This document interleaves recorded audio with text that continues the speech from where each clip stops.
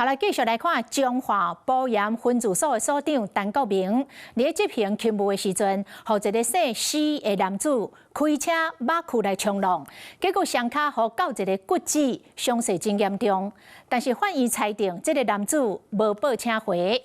所長的查囝昨暝發出着公開信，講對方無請家己來，掛水果禮盒到因爸爸的病房，一開喙就希望得到原諒。所長的查囝講，因真驚狂，就驚當場拒絕對方是毋是會報復。這查囝講，這兩盒的水果禮盒，因是無迄個福氣，他來享受。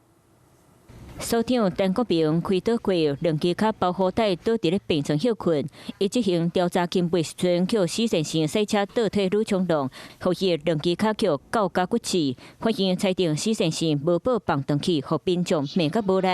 檢方準備控告所長查某囝昨暝普遍寫公開批。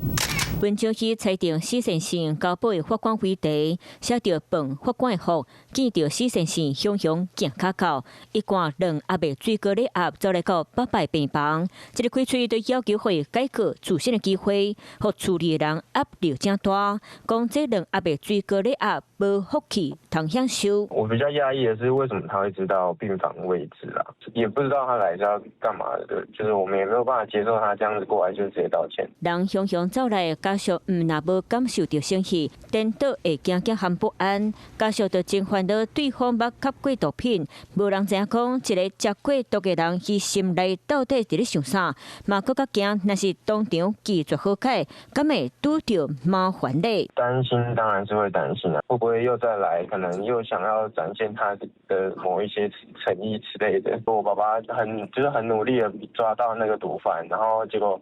一抓到之後，可能沒過多久，他要被放回家。但我爸爸現在已經人在病房，很不公平了。面對施先生食毒洗車去衝浪，警察煞無叫羈押，家屬若切心，嘛引發基層警察和地方民眾不滿。彰化市長林世賢除了就市民抗議，今日中晝嘛上北來到監察院檢舉彰化電線甲派人放走，希望透過司法機關為警察爭取公道。